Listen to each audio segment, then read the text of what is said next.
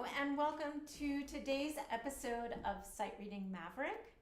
As always, it's really great to be here. I've been so enjoying this summer in that I don't have to miss many Sundays. So this has been great. I've just been having so much fun finding a lot of great music and sharing it with you all on Sundays. So here we are, another Sunday, another interesting program, I think, coming up ahead. We'll find out though, won't we, together?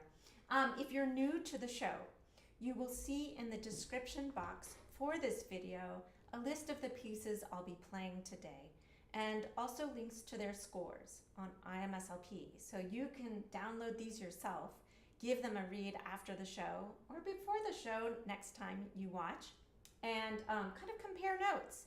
See what I leave out. Hopefully that will empower you to do the same when you need to. And then let's see what else. Oh, there's a chat box over there. I love to know who's watching, where you're watching from. It's just really helpful and encouraging to me because sometimes it feels a little lonely on this side of the screen. Let's see. Yes, Jean-Pierre, there is a typeset of yours. I'm very excited about that set of pieces, actually, so stay tuned. And thank you for doing that. All right, I think without further ado, I'm going to get started.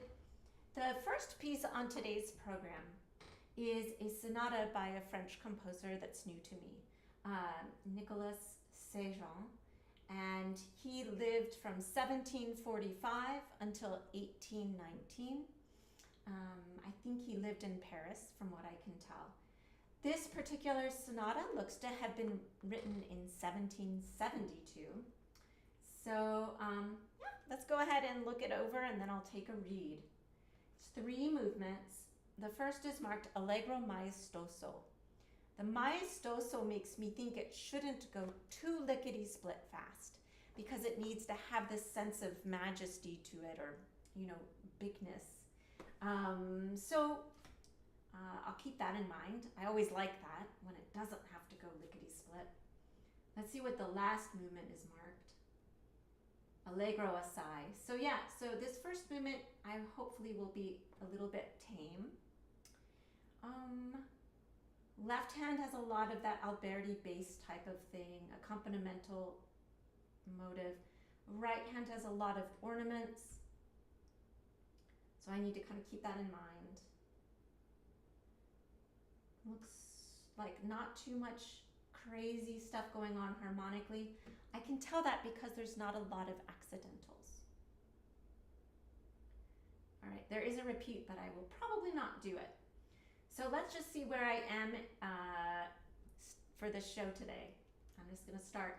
I will use the 16th or the semiquavers as my way of determining a tempo. Again, not too crazy. And then also there's a few patterns in the left hand which are staccato. That's at the tempo I'm coming up with for the semiquavers. So I think that'll be good. I'm going to look now at a more complicated measure, see how it feels within that tempo.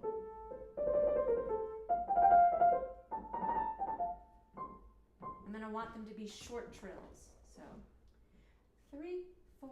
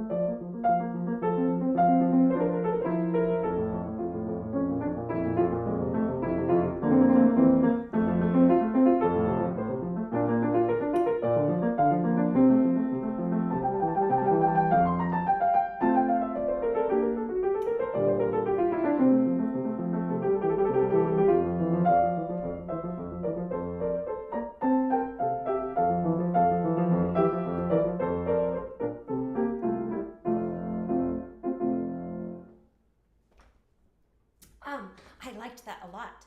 And I realized at the beginning I was doing a lot of strange things on the first page, and I was quickly assessing what was going on, and I think I just literally did not feel centered and in connection with the topography of the keyboard. So I made sure at the double bar that I sort of allowed myself a reset. Didn't mean I don't think I took a lot of extra time, but I intentionally said to my brain, brain chill, body, figure out where you are. And that did help stabilize me for the rest of the piece. So I wasn't as tempted to look down. So I really liked that. There was at least one interesting harmonic turn in there. Who else is here? Dennis is here in Roanoke. Hello. It's nice to have you here. And Alona is also here with us as well. Nice to see you here again, Alona. All right. Next movement is an andante. Looks also to be in F major. We're staying in the same key. I'm a little not panicky, but the rhythm has a lot of subdivisions. So I'm checking to make sure which ones we're dealing with. We're dealing with 64th notes and 32nd notes and 16th notes and 8th notes. So that can be a little bit of a trap when you're sight reading. So I'm looking to see what I'm going to use as my rhythmic anchor. And I think it's going to be either the 16th note or the 8th note. That doesn't mean I feel each one individually like a separate beat, but visually I'm looking. So like I know that there's 4 64th notes in a 16th note. So I'll just have to keep an eye on that to keep the rhythm correct, if I can.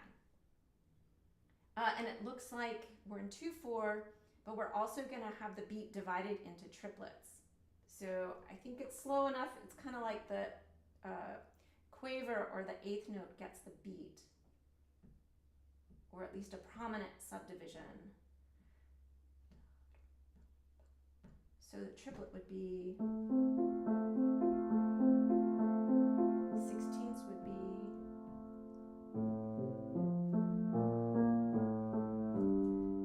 might be a little bit fast, and then 32nds would be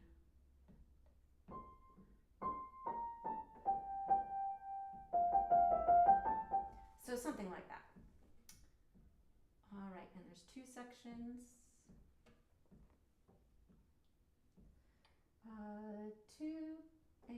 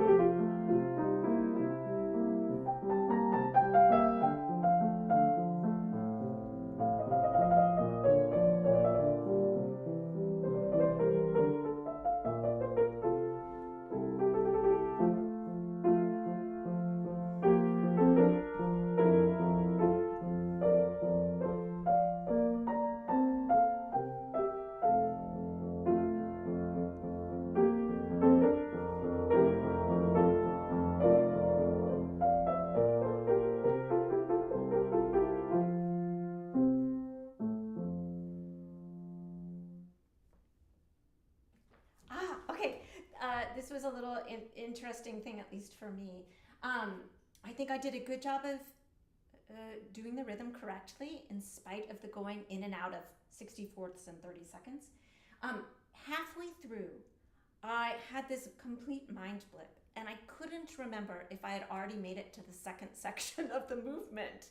But the way I figured out which section I was on was because I started to recognize a couple of things that had occurred in the first half, but I realized it was coming up again. So I knew, because I didn't do a repeat, that I was in the second half and that the end of the page truly was the end of the movement. So that was probably totally convoluted and hard to follow, but I find the process we go through and our brains can go through while sight reading is fascinating, which is why I do this. All right, third movement, Allegro assai. Again, we have a lot of different rhythmic values. We've got 16th notes, semiquavers, and then we've also got some 8th note triplets and some dotted rhythms. We've got kind of everything in here. This should be fun. I want to take this a little bit faster, see where my brain is today, and get my brain thinking a little further ahead. This is in 3/4, still in F major. Lots of syncopations. Okay, so now I'm hearing, those are the 16ths, and then I think I'm going to try to be brave and do that. 2, 3, 1,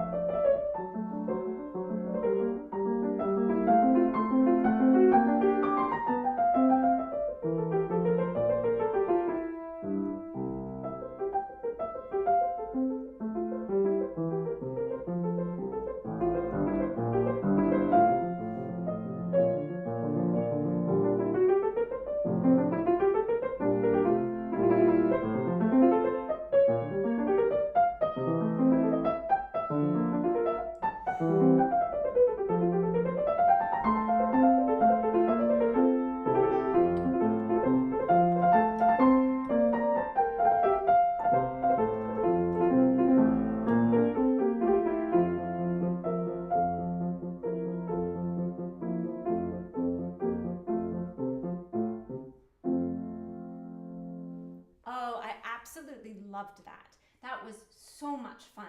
And I got stuck in this one passage that I think is clever. Let's take a look at it. If you're looking at the score, it happens twice, but I'm going to look at the one that starts in 97. It's the right hand, I think, that's interesting. Starting here. It doesn't resolve until here.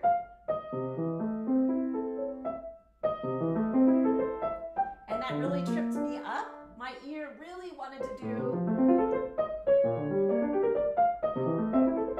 So that's why I was caught off guard there. Oh, that was crazy. Oh, Inca Warrior, you're here.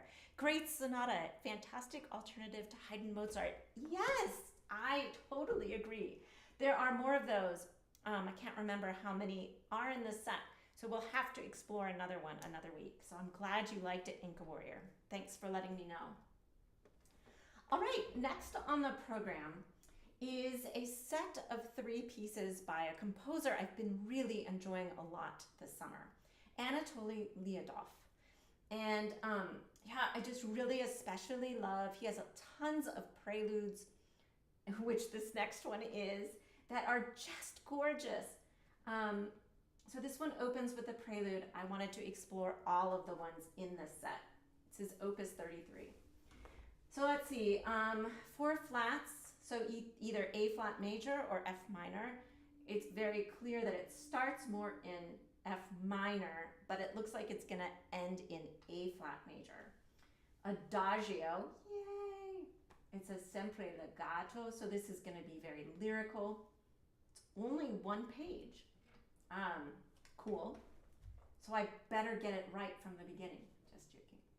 Left hand is quite spread out, but the right hand, while it's doing that, while the left hand is doing a lot of stuff, is just this very slow, drawn out melody. So I'm gonna try to look at patterns in the left hand and memorizing the melody in kind of measure long units in the right hand, so I can focus more on the left hand. I see not too many accidentals, but some. It doesn't look like it's going too crazy though. So, all right, focus on melody in the right hand, and even though it's notey in the left hand, keep it as still and beautiful and just kind of underneath the melody as much as possible. And I'm also looking at the most difficult measure, which is 4 bars from the end, to choose my tempo.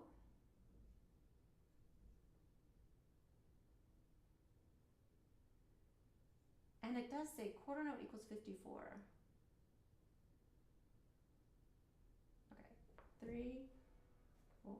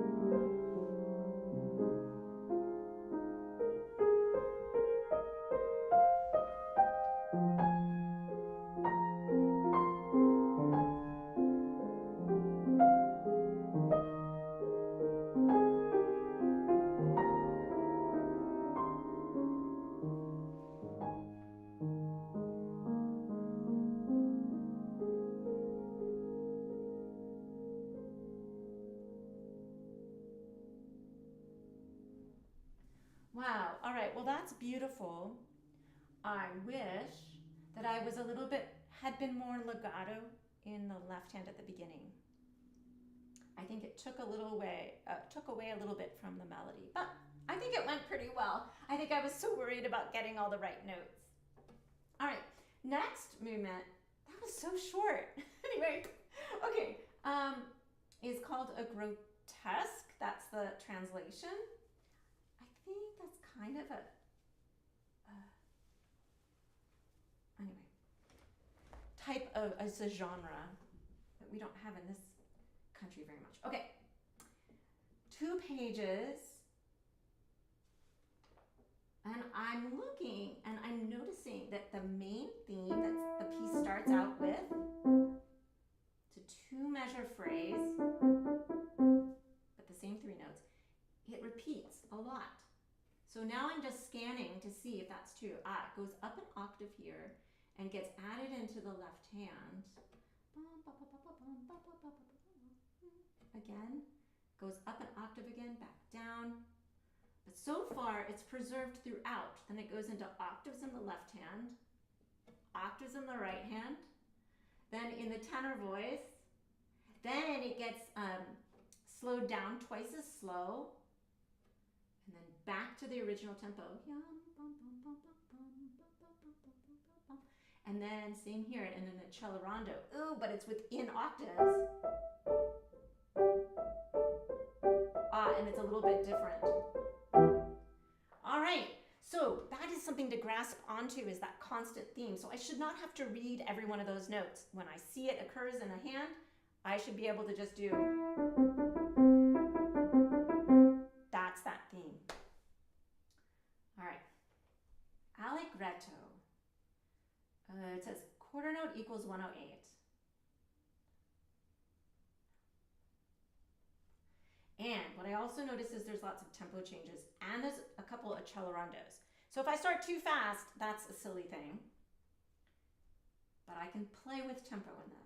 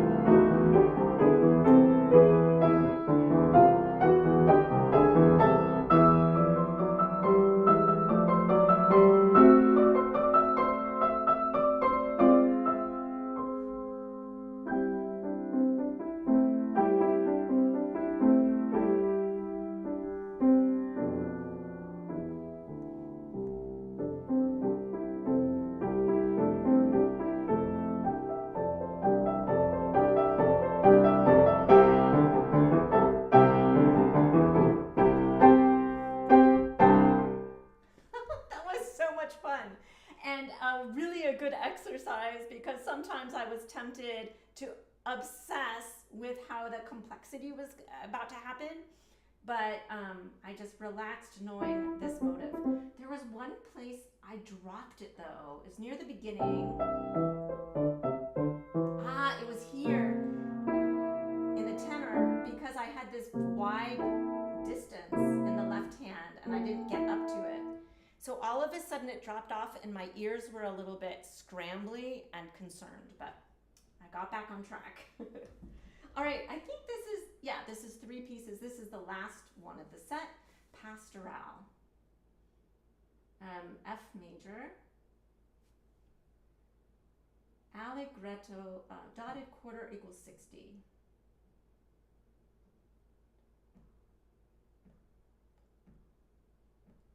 So not too fast. This looks quite straightforward until you turn the page and we go to 5 flats, and there's a lot of 16ths or semi-quavers. So I want to figure this out now before I start it. It's a repeated pattern, and it's all in the same hand position at first. Then it goes down, but then it's in the same hand position until that last little bit is a little bit more sporadic. So 2 hand positions ending with an octave kind of pattern. Then here's another one, different notes.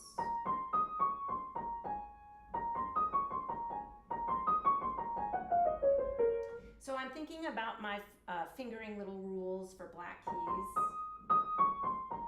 So like the B flat's gonna have the 4th finger. Yeah, that's a little tricky. Then we go back to F major. We have more noodly stuff, a little bit different pattern. This is on, I don't have page numbers. Last page of the piece. The right hand is just playing D and C. Bottom voice is going down the scale. Always look for those hidden scales.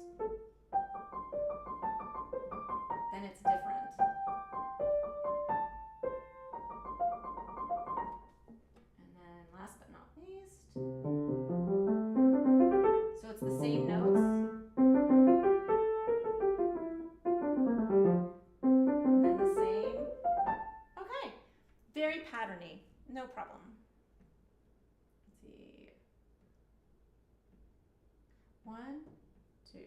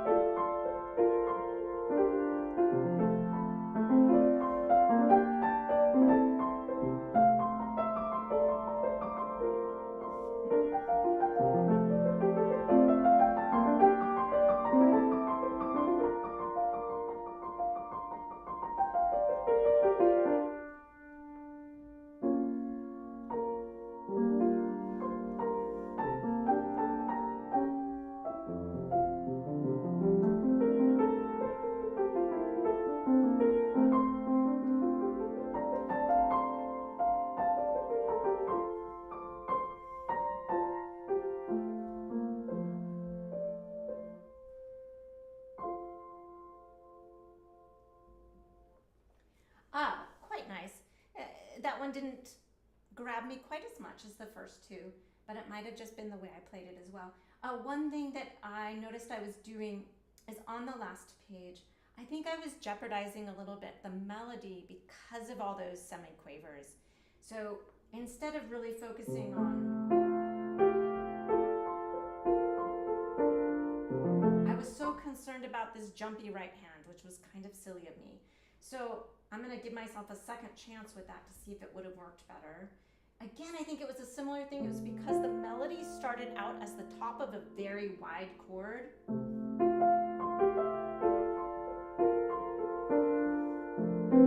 Same there. There too.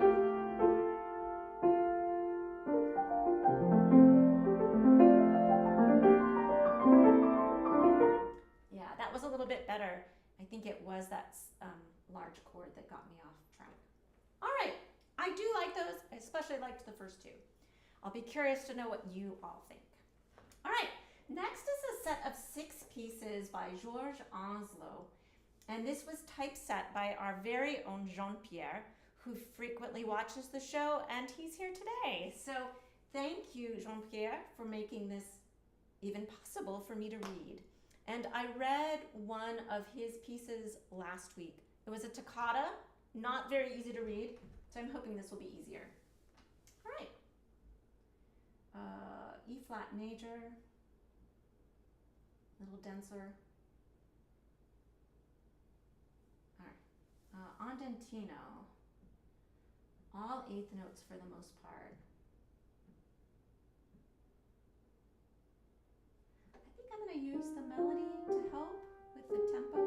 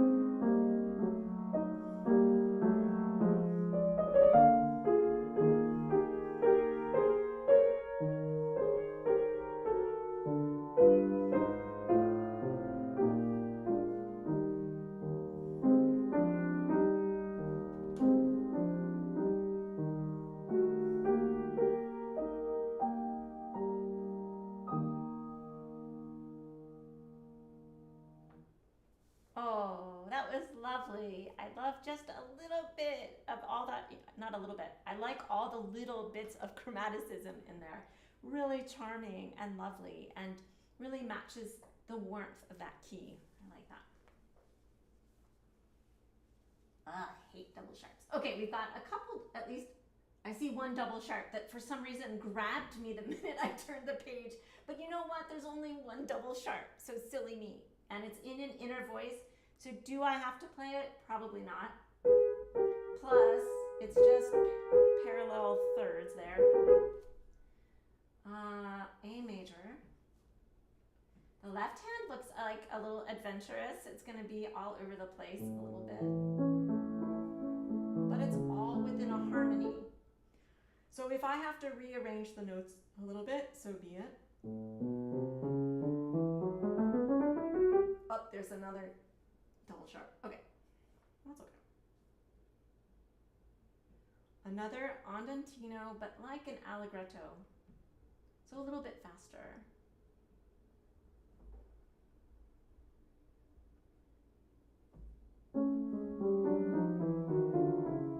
Okay, no faster than that. 1, 2.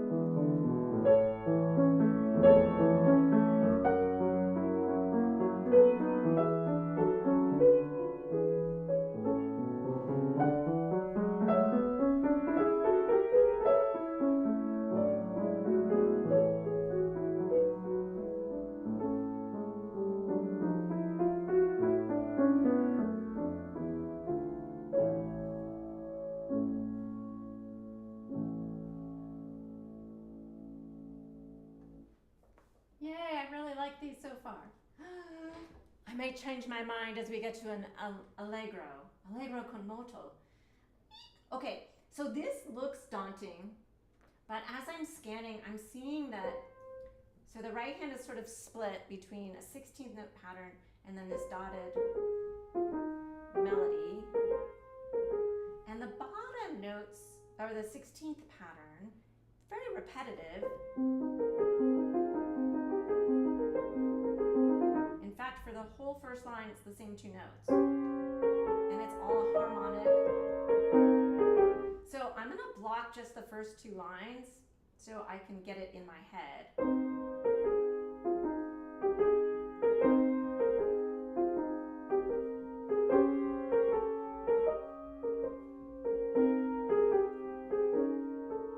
That's in essence what it is.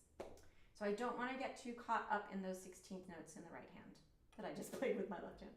And the left hand is just octaves moving quite slowly. So, all right, let's see how it goes. So with motion, but I want to be also careful a little bit. 1, 2.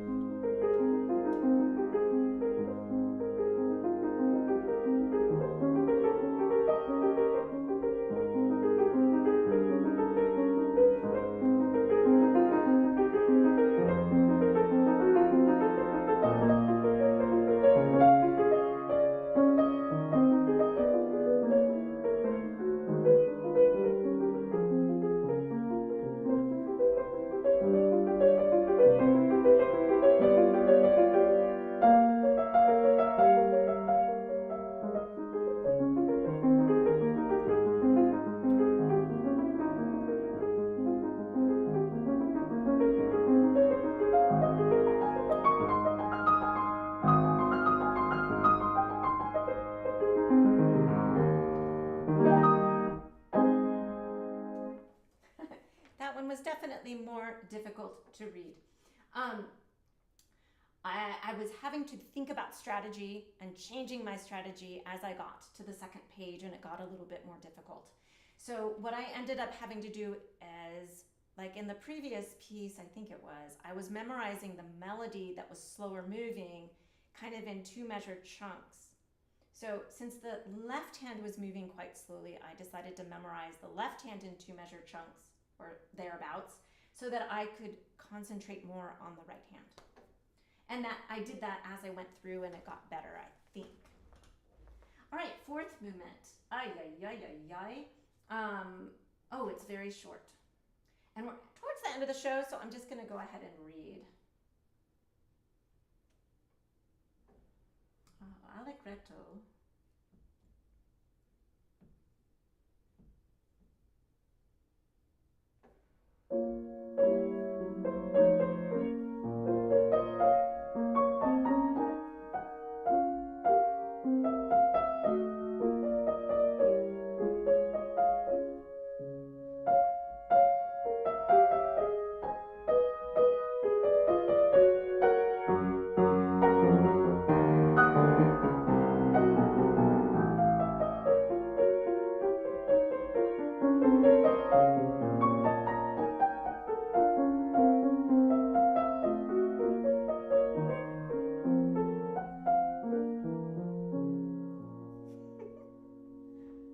Picardy at the end for you. That was kind of challenging.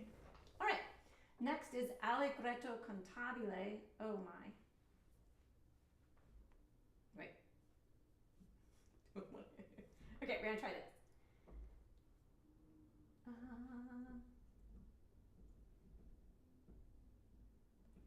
1, 2, 3.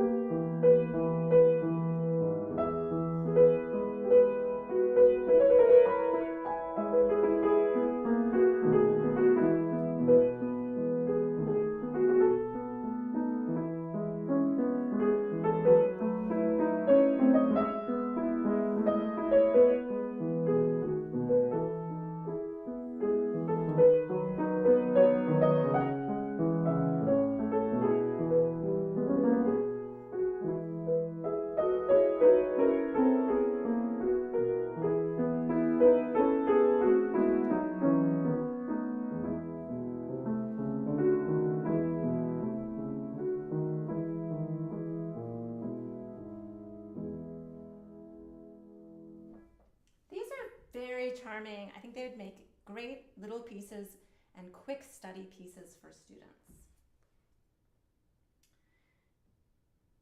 Oh my, this one is quite long. Andantino molto cantabile. 1, 2, 3.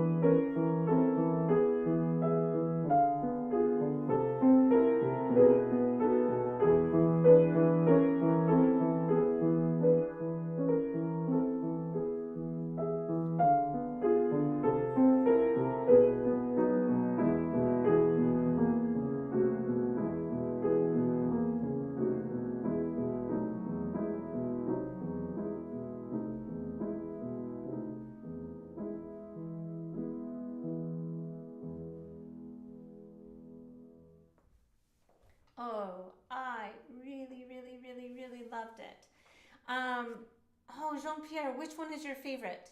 The storm effect in the middle. Oh, it must be this last one I think you might be referring to. Speaking of you, Jean-Pierre, I can't thank you enough for typesetting this because I really, really love it. So thank you for taking the time to do that. I know how much time and energy that takes and commitment. So thank you for all the work you do, putting stuff on IMSLP. Really fantastic. I want to take a moment before I play these next pieces to just ask if you're not already subscribed to the channel, if you are enjoying the show and want to keep apprised of when I do my next one, go ahead and click that subscribe button. And then also, if you like the video, I'd also really appreciate it if you push the little thumbs up button. That does help the show pop up in more people's timelines, which brings me a little bit more visibility. Always appreciate it. All right. Okay. Alona likes the Lyadov too, so that's great.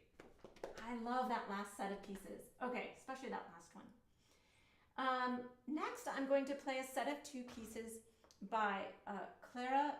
I don't know how to say her last name, so I'm not going to try it. I believe she was German, and I believe one of her composition teachers was Max Bruch. She never got married, lived into her 70s, and apparently wrote a lot of music. She was quite prolific and was published, I think, in a lot of music magazines and that type of thing. But because she did not have any family when she died, she had no children, obviously, because she wasn't married, her music just was, everything was thrown away except for a few things. So we have her improvisation and her piece, Ein Ton. And so that's what I'm going to play today. So improvisation, right. I shouldn't be looking ahead. I'm just going to go ahead and read, see what it's like. Oh, somebody, Ender of Mirkwood. Hello, I think you're new to the show. Welcome, welcome. You've been typesetting Baroque French music for manuscripts lately. Your eyes are tired, I am sure, but please keep doing that, and thank you. All right. Andante con moto.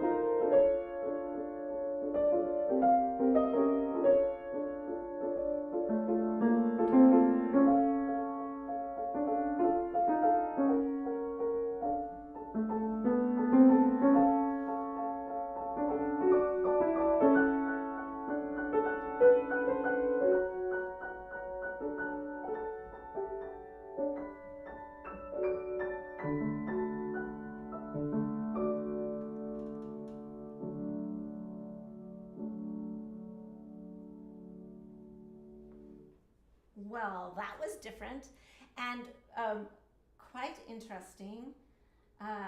She really moves through so many different harmonies, which made it a different sort of challenge. I had to really look ahead and see if I could anticipate a little bit of when she was going to be moving into a new key and to quickly adjust because she doesn't change key signature, which was very typical of this time period. Instead of changing key signature, you just add accidentals to make it, make it the key that she wants, to change the tonality. Dennis Guthrie said, such rich, expressive music. Bravo, Clara. I'm imagining it orchestrated. Good point. That would be interesting. All right, the last piece on the program, I'm going to have to bump the other two to next week. The next one is called One Note. And that is clear why that is. It's because there's a B flat, eighth note, repeated note that runs throughout. Very reminiscent of that Chopin prelude. I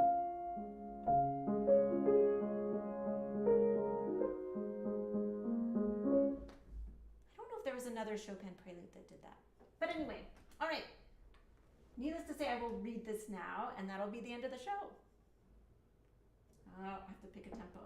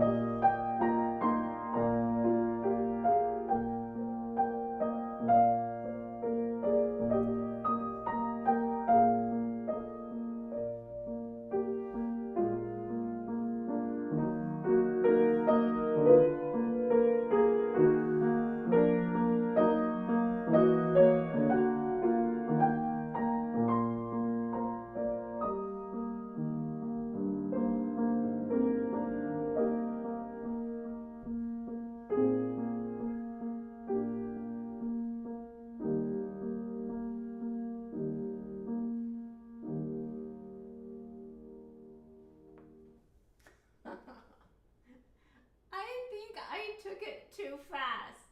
I'm curious about the middle section. Let's see.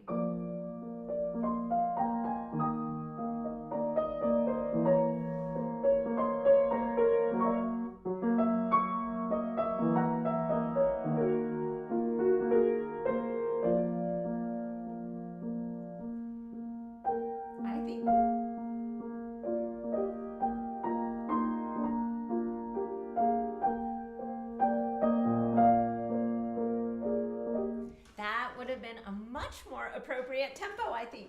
So that's what happens when you're doing it on the edge and not looking ahead. You can get caught in something like that where you're too fast for the material that happens in the middle section, because oftentimes that's developmental. So whatevs. I think those are interesting pieces. And as Dennis mentioned, I could also hear some of that orchestrated. So thank you for that suggestion. I'm trying to see what else. I see some other talking about, if you think, Jean-Pierre says, if you think an IMSLP piece warrants typesetting, that is so fantastic, Jean-Pierre. Thank you for the offer. Okay. And then what else? Are requests here in chat or should? That's a good question, Ender of Mirkwood. If you have suggestions for a future show, you can put them here in the chat box, or actually what would be easier, because I'll be more likely to see them, is go ahead and put a comment to the video. That would work out much better. You can also go to my website at ericaannsipes.com and you can contact me on the contact form there. That's also a good way. If you're on Blue Sky, I'm also on Blue Sky. So I think those are the best ways to get suggestions to me. All right, everyone. I want to thank everyone for joining me today. I hope you have a lovely week. I plan on doing the show next Sunday as well. So again, I'll bump those last two pieces on next week's show. All right, take care.